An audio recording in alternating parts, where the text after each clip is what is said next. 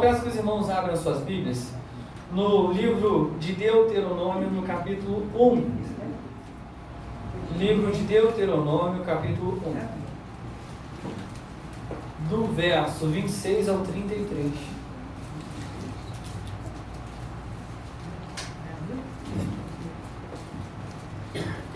Deuteronômio, capítulo 1, do verso 26 até o verso 33. Deuteronômio, capítulo 1, do verso 26 até o verso 33.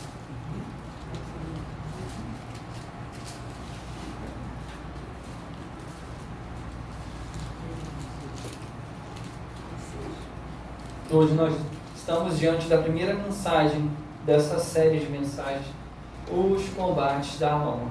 Hoje nós vamos então aprender, nós vamos estar combatendo o medo. A palavra de Deus diz assim: porém vós não quisestes subir, mas fostes rebeldes à ordem do Senhor, vosso Deus. Murmurastes nas vossas tendas e disseste: tem o Senhor contra nós ódio.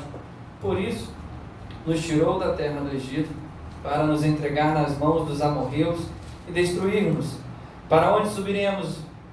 Nossos irmãos fizeram com que se derretesse o nosso coração, dizendo: maior e mais alto do que nós é este povo. As cidades são grandes e fortificadas até os céus. Também vimos ali os filhos dos Anaquins. Então eu vos disse: não vos espanteis nem o temais. O Senhor vosso Deus, que vai adiante de vós, Ele pelejará por vós, segundo tudo o que fez conosco diante de vossos olhos no Egito. Como também no deserto, onde viste que o Senhor vosso Deus nele vos levou, como um homem leva seu filho por todo o caminho pelo qual andaste até chegares a este lugar. Mas nem por isso creste no Senhor vosso Deus, que foi adiante de vós por todo o caminho, para vos procurar o lugar onde deveríeis acampar, de noite no fogo, para vos mostrar o caminho por onde havia de andar, e de dia na nuvem. Palavra do Senhor. Irmãos, esse texto é um texto muito sugestivo para o assunto que nós vamos tratar hoje, que é justamente combatendo o medo. Interessante nós pensarmos o problema do medo. Todos nós temos os nossos medos, aquilo que nos apavora, aquilo que tenta roubar de nós a capacidade de pensar. Interessante que a palavra de Deus vai aparecer por mais de 300 vezes a palavra não temas. Se você pegar a quantidade de não temas que aparece na Bíblia, você vai ter um por dia e ainda sobra. O Senhor dizendo para nós o tempo todo: não temas, não temas, não temas, não temas. E o interessante que o Senhor, Ele fala isso porque Ele conhece a sua criatura e Ele conhece as limitações do nosso coração. Se essa quantidade de não temas tem na palavra do Senhor, é porque justamente nós precisamos de nos alimentar do não temas continuamente, porque nós temos muitos medos. Existe hoje catalogado pela psiquiatria mais de 200 tipos de medo. E o interessante é que eu vou falar agora alguns medos. O nome é esquisito, eles chamam de fobias, O nome é esquisito, mas é interessante nós entendermos que cada ser humano, ele é de uma forma única. Nós somos diferentes um do outro. Nós temos os nossos anseios. Puxa, mas por que são mais de 200 catalogações? Porque cada ser humano é diferente do outro. Cada um tem o seu temor, cada um tem o seu medo. Olha só os nomes esquisitos. Se eu errar algum, vocês me perdoem. O primeiro esse vocês vão rir: penterofobia. Isso quer dizer medo de sogra. Alguém tem medo de sogra aí? Interessante isso, Eu nunca tinha ouvido isso. Tem gente que tem medo de sogra. Graças a Deus eu não tenho medo da minha. Penterofobia. Androfobia, medo de homens. Ginecofobia, medo de mulheres. Aglutofobia, medo de tomar banho. Isso as crianças têm.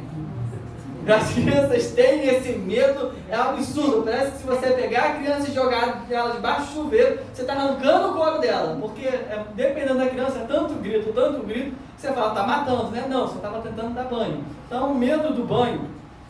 Filemafobia, medo de beijar. Os casais não podem ter isso, irmãos, por favor. Filofobia, medo de se apaixonar. Fronemofobia, medo de pensar. Você imagina só que tem gente que tem medo de pensar? Pois é, tem gente que tem medo de pensar.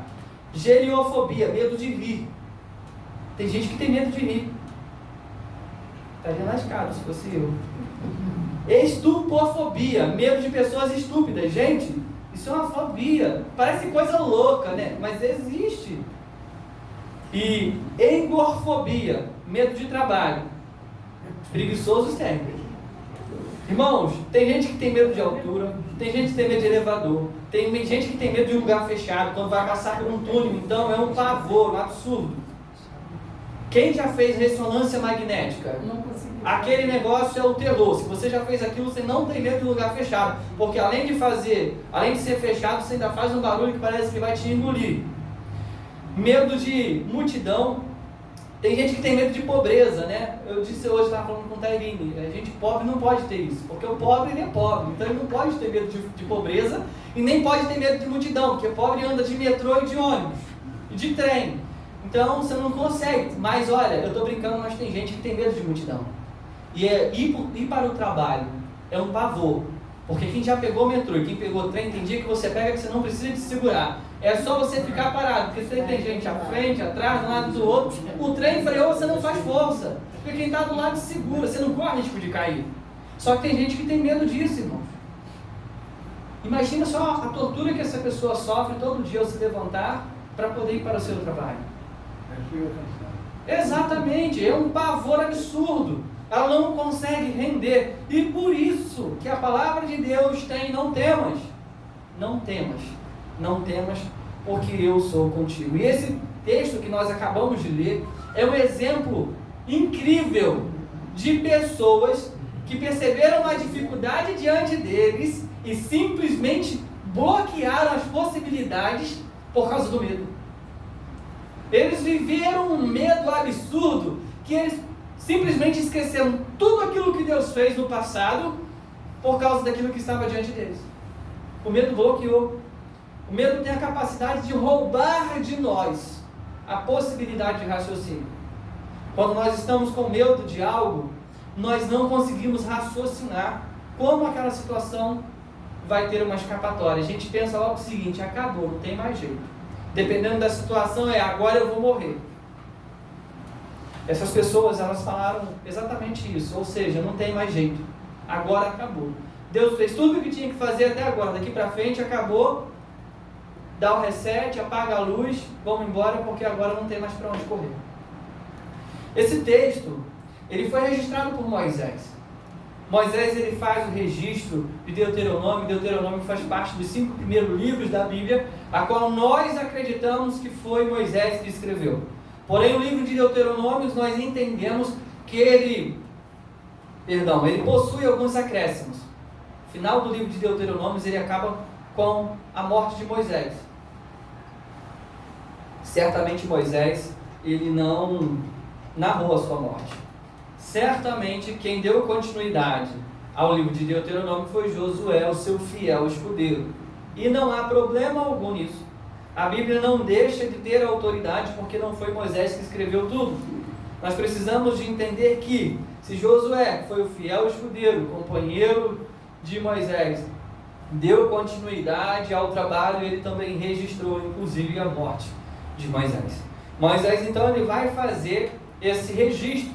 O povo acabara de passar o Jordão, eles tinham atravessado o Jordão, estava perto da terra que o Senhor havia prometido. Eles já tinham passado pelo deserto, já tinham provado do maná, já tinha visto Deus descer fogo do céu para eles andarem de noite, e durante o dia uma nuvem para poder eles andarem na sombra. Deus providenciou comida, Deus providenciou água saindo da rocha, Deus já havia feito tudo. E agora, nos versos anteriores, os homens então vão lá espiar o que tinha naquela terra que eles iam entrar. E eles vão lá e trazem coisas boas, cachos de uvas magníficos, sabe? Ele traz os frutos melhores. Só que eles não olham só simplesmente aquilo que tinha de bom. Eles olham o tamanho das frutas que eles trouxeram, mas eles olham também o tamanho daqueles que comiam aquelas frutas. Se o povo que come essas frutas grandes, eles se alimentam bem, então eles também são muito grandes. Então eles focam no problema que tinham diante deles e não conseguem então pensar. Eles estavam com medo daquilo que estava esperando eles. Vamos para o nosso texto. Verso 26 diz assim, verso 26 e 27. Porém, vós não quisestes subir, mas fostes rebeldes à ordem do Senhor vosso Deus.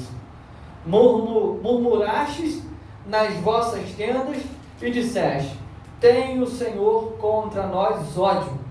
Por isso nos tirou da terra do Egito para nos entregar nas mãos dos amorreus e destruí-los.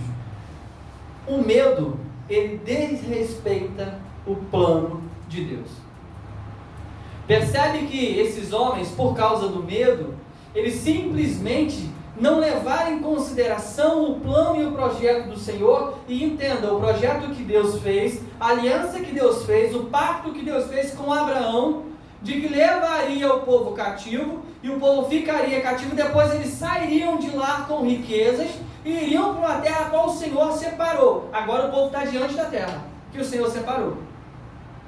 Porém o medo fez com que eles desrespeitassem o plano de Deus. Eles não conseguiam enxergar que eles estavam diante do plano do Senhor. Ou aquilo que o Senhor prometeu lá atrás a Abraão, a parada é agora que vai acontecer. Ele está na reta final para poder botar o pé na terra. Eles simplesmente começaram a murmurar. Eles não quiseram subir, mas eles foram rebeldes. Sabe o que é rebeldia? É ser desobediente, é falar contra, é desrespeitar uma ordem, é desrespeitar um projeto, é desrespeitar um propósito. Foi exatamente isso que eles fizeram. Eles foram rebeldes à ordem do Senhor. O verso 27 vai dizer que eles murmuraram, e pior, irmãos, eles acusaram, eles colocaram que o Senhor era culpado. O Senhor tem algo, não é possível, Deus tem algo contra nós. O Senhor tem ódio da gente, porque tirou a gente do Egito para morrer aqui perto desse gigante, para morrer na mão desse povo. Eles simplesmente, ao invés de entender e cumprir o plano de Deus, o projeto de Deus, eles foram desrespeitosos, eles murmuraram, e além disso, eles acusaram então o Senhor por conta do medo. Porque assim, quando a gente está com medo, a gente tenta achar alguém para lançar sobre ele toda a nossa ansiedade causada pelo medo. Se nós estamos com medo por causa de alguma coisa, nós vamos sempre tentar culpar alguém. Porque essa é a nossa forma. Nós sempre tentamos lançar sobre o outro aquilo que nós não conseguimos vencer. Nós lançamos no local errado. E por causa disso nós desrespeitamos o projeto de Deus. Continuando, verso 28. O medo vai desencorajar o povo de Deus. Verso 28 diz assim: para onde subiremos? Nossos irmãos fizeram com que derretesse o nosso coração, dizendo: maior e mais alto do que nós é este povo. As cidades são grandes e fortificadas, e até os céus. Também vimos ali os filhos de Anaquins, ou seja, ali a gente viu o gigante. E olha que interessante, o medo ele vai desencorajar o povo, porque a galera vai chegar e vai falar: ó, quem está lá é grande para chuchu. Vocês acham que pega o homem mais alto aí, 2 metros? Pois é, tem mais. Os caras lá são mais altos. E ó, eles são bravos, tá? São os descendentes de Anaquim. É o povo que rasga o outro com a mão. É o povo que tem sangue no olho. Os caras lá são bravos. Com eles é tudo na ponta da faca. Não tem para onde correr. O nordestino fala muito isso, né? É na ponta da faca, exato. O povo lá não dá bobeira. E eles chegam e contam isso. Vai lá, vê o que tem. Só que o foco deles não é no que eles trouxeram, não. O foco é no que eles viram lá. e o coração do povo derrete. Igual a manteiga, quando você deixa do lado de fora, você esquece, mês de janeiro você passa a manteiga no pão e esquece ela do lado de fora. Aí você volta, na hora do almoço vai ver a manteiga, está amarela em cima, né? A gordura já se separou. O coração deles derreteram, de tanto medo. Eles simplesmente ficaram desencorajados, ou seja, não tem mais o que fazer. Para onde a gente vai subir, ou seja, para onde a gente vai acampar? A gente chegou até aqui, a gente vai ter que de novo atravessar o Jordão? Como é que a gente vai voltar para o Egito porque o mar já se fechou? E aí, o que a gente vai fazer da nossa vida? Aonde é que a gente vai viver? As cidades, elas eram fortificadas e em volta dela eram construídos muitos muros, muito altos. Porque esses muros, eles davam então segurança para a cidade, ou seja, era feito um muro e a cidade era edificada por dentro dos muros. E as casas também tinham muro, ou seja, era muro, mais muro e muro. Isso tudo para segurança, porque se alguém tentasse invadir a cidade, até a invasão acontecer, dava tempo do povo se preparar. Ainda que eles conseguissem entrar dentro da cidade, ainda tinha os muros das casas. Ou seja, olha, os muros lá são altos, é tudo muito alto, a ponto de chegar ao céu. Ou seja, imagina um muro de uns 7 metros em diante. Eles estavam dizendo, o negócio é muito alto mesmo. Imagina o muro do tamanho do nosso galpão que está sendo construído. Não dá para você subir. Se você sobe uma escada, você fica com medo de descer. Então não dá para poder invadir. E até você armar alguma coisa para poder entrar nessa cidade, alguém já te deu uma flechada. Era justamente isso que eles disseram, ou seja, não tem jeito. Eles perderam a esperança. O medo desconsidera a promessa de Deus. Verso 29, 30 e 31 vai dizer: Então eu vos disse, não vos espanteis, nem temais. Moisés dizendo, olha, não se espante e não tenha medo. O Senhor vosso Deus, que vai adiante de vós, Ele pelejará por vós, segundo tudo o que fez conosco diante de vossos olhos no Egito. 31, como também no deserto, onde viste que o Senhor vosso Deus, nele vos levou como um homem leva o seu filho, por todo o caminho pelo qual andaste, até chegar a este lugar. Ou seja, não tema. Moisés vai lembrar o povo da promessa que Deus fez. Não tema, não tenha medo. Olha, lembra do que Deus fez. Deus conduziu vocês pelo deserto como um pai anda com o filho na rua, de mão dada. Os pais aqui já passaram por situações que se vocês forem lembrar, olha, todos nós como filhos já fomos salvos pelos nossos pais de muito problema, e a gente já salvou muitos nossos filhos. Eu me recordo uma vez eu conversando com a minha mãe, a Michelle em cima do velotrol, e eu conversando com a minha mãe. Daqui a pouco eu só fiz assim, ó, peguei ela pelo cangote, ela estava caindo já de rosto no chão, no reflexo, coisa de pai. Deus está dizendo o seguinte, olha, quando vocês estavam para poder cair, eu segurava vocês. Quando vocês achavam que não dava mais, eu estava com vocês. Vocês esqueceram, mas ele está falando, olha, vocês esqueceram do que Deus fez. Lembra do deserto, olha, de dia tinha uma nuvem, de noite tinha fogo. Lembra quando vocês queriam água, da rocha saiu água. Lembra quando vocês estavam com fome, choveu comida. Irmão, choveu comida. Choveu comida. Tem noção disso?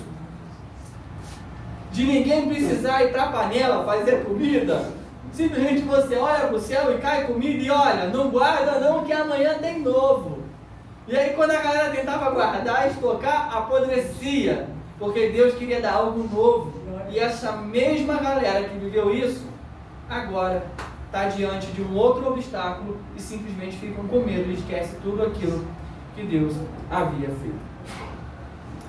Moisés ele vai continuar dizendo, lembrando o povo da promessa. O verso 32, 33, ele vai dizer, olha, mas nem por isso creste no Senhor vosso Deus. Ou seja, eu lembrei vocês viveram tudo isso e nem por isso vocês conseguem crer no que Deus tem a fazer. Em quem é o Deus que está guiando? Ele continua no 33, que foi adiante de vós todo o caminho para vos procurar um lugar onde deverias acampar. Ou seja, Deus vai adiante, dizendo, olha, aqui vocês param, não, vocês continuam caminhando aqui, Deus foi preparando aonde eles haviam de passar. Deus à noite mandava fogo para mostrar o caminho e por onde eles haviam de andar, e de dia mandava a nuvem. Então esse é o Deus que guiou eles. E o povo mesmo assim continuou com medo. E aí eu te faço uma pergunta: como então combater o medo? Como combater o medo? Porque nesse texto nós só vimos que eles desobedeceram, ficaram com medo, de que o medo roubou deles a capacidade de entender, de lembrar da promessa, desencorajou eles, o medo desrespeitou o plano de Deus, ou seja, só destruiu aquilo que eles haviam de provar. E detalhe, tá, irmãos? Continua no texto, depois se você ler, só Josué e Caleb que entram na terra. O restante todo mundo morre por causa da incredulidade. Ninguém entra lá, a não ser esses dois. Percebe o tamanho do problema que eles arrumaram para a vida deles por causa do medo. O medo roubou deles a oportunidade de entrar numa terra que mana leite e mel. O medo roubou deles essa oportunidade. E aí fica a pergunta: como combater o medo? Primeiro, confissão. Salmo 27, verso 1 diz assim: o Senhor é a minha luz e a minha salvação. De quem terei temor? O Senhor é o meu forte, é o meu forte. Meu forte refúgio. De quem temerei? De quem terei medo? Ou seja, diante de uma situação que lhe traz medo, confesse ao Senhor. Você precisa de entender o seguinte: o Senhor é o nosso refúgio e fortaleza. O Senhor é quem nos sustenta. Quando se levanta uma situação diante de nós que nós achamos que não vamos conseguir, olha para o Senhor e fala: Senhor, estou com medo e eu preciso de uma ajuda. Senhor, vai na frente. Assim como o Senhor fez no passado, faça hoje comigo. Deus, eu confesso a minha pequenez diante dessa situação, mas eu entendo a sua grandeza diante disso. Eu confesso a minha limitação. Senhor, me ajuda. Segundo, fé. Salmo 27, do 2 ao 6, vai dizer assim: quando os homens maus avançaram contra mim para destruir-me, eles, meus inimigos e meus adversários, é que tropeçarão e cairão. Ainda que um exército se acampe contra mim, meu coração não temerá. Ainda que se declare guerra contra mim, mesmo assim estarei confiante. Uma coisa pedi ao Senhor, é o que procuro, que eu possa viver na casa do Senhor todos os dias da minha vida, para contemplar a bondade do Senhor e buscar a sua orientação no meu tempo. Pois no dia da adversidade Ele me guardará, protegido em sua habitação. No seu tabernáculo me esconderá e me porá em segurança sobre o rochedo. Então triunfarei sobre os inimigos que me cercam. Em seu tabernáculo oferecerei sacrifícios, com aclamações cantarei ao Senhor. Primeiro eu confesso, depois eu exerço a fé. O salmista vai dizer o seguinte: ainda que um exército se acampe ao meu redor, ainda que pessoas se levantem contra mim, eu vou no nome do Senhor. Esse mesmo que está dizendo esse salmo aqui, foi aquele que o povo estava sem saber o que fazer, o gigante arrebentando todo mundo. E ele diz o seguinte: tu vem contra mim com espada, e eu vou contra ti em quem? No nome do Senhor. Quando o medo se levanta diante de nós, nós devemos olhar para a situação de perigo e dizer assim: ó, você vem contra mim para me amedrontar, mas contra você eu vou no nome do Senhor Jesus. E aí, nós vamos provar o sobrenatural de Deus na nossa vida. Muitas das vezes nós queremos viver o sobrenatural de Deus, mas não tomamos uma postura diante das situações que se levantam diante de nós. Nós não nos colocamos a buscar ao Senhor e exercer a nossa fé. Irmãos, vocês acham que na sã consciência Davi achava que a sua força seria capaz de matar o gigante? Sejamos sinceros, irmãos. Camarada de 1,5 m, 1,60 m no máximo, que nunca lutou, nunca pegou uma espada, botaram a espada nele, ele não conseguia nem andar. A espada não, a armadura, ele não conseguia nem andar. E aí simplesmente ele vai em nome do Senhor Jesus. E o que acontece? Ele sai de lá vitorioso. Sabe por quê? Porque ele exerce a fé. Ele não dá lugar ao medo. Ele simplesmente exerce a fé. Última aplicação. Ação. Nós então confessamos, nós exercemos a fé e então nós agimos. Salmo 27, verso 14 diz assim, na NVI, na Nova Versão Internacional: espere no Senhor, seja forte, coragem, espere no Senhor. Na Almeida Revista e Atualizada diz: espere pelo Senhor, tenha bom ânimo e fortifique o teu coração. Espere, pois, pelo Senhor.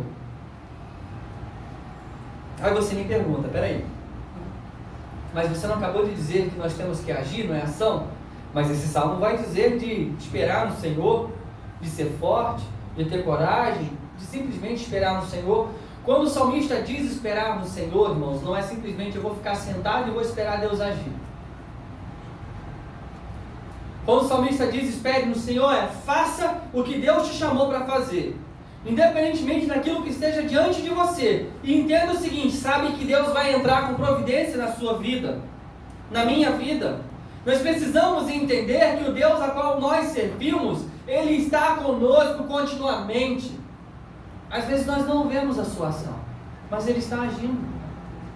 Às vezes nós achamos que Deus está quieto, que Deus não está fazendo nada, mas Deus está agindo. É o que nós aprendemos na nossa EBD.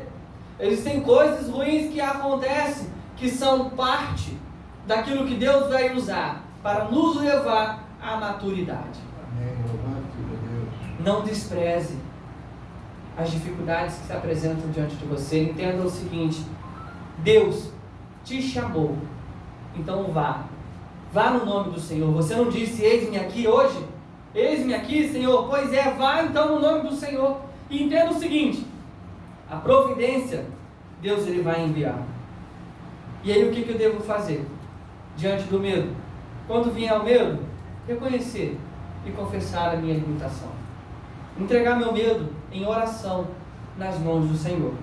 Resistir ao medo com fé.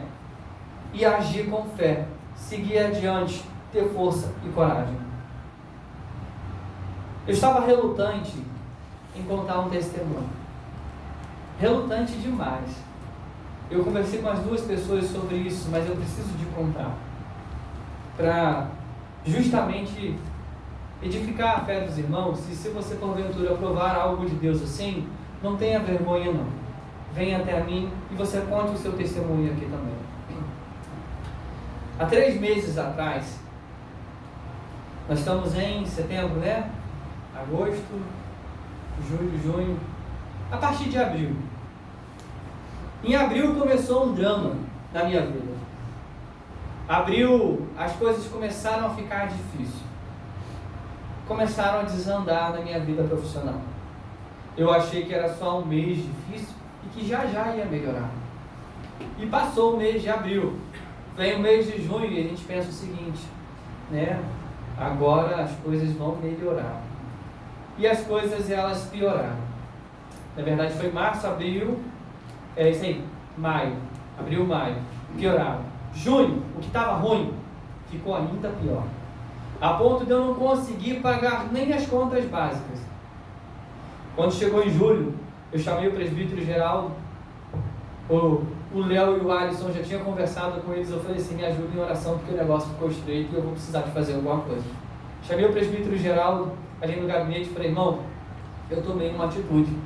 Eu liguei para a galera que eu trabalhava lá na Fundação Oswaldo Cruz e falei, olha, meu currículo está à disposição. Lá, a vaga é 12,36, então vai ter dias que eu não vou poder estar na igreja, irmão, mas eu não posso, de forma alguma, deixar a minha família passar dificuldade. Eu preciso de fazer alguma coisa. Parado eu não vou ficar. Se Deus achar que eu não tenho que ficar aqui, então eu não vou ficar. Porque se aparecer o trabalho, irmão, eu vou. E eu fiz essa prova com Deus. Senhor, se eles me chamarem, eu vou. E eu vou entender que é a palavra do Senhor se cumprindo. É a vontade do Senhor. E quando chegou o mês de julho, irmão, já tinha embolado tudo.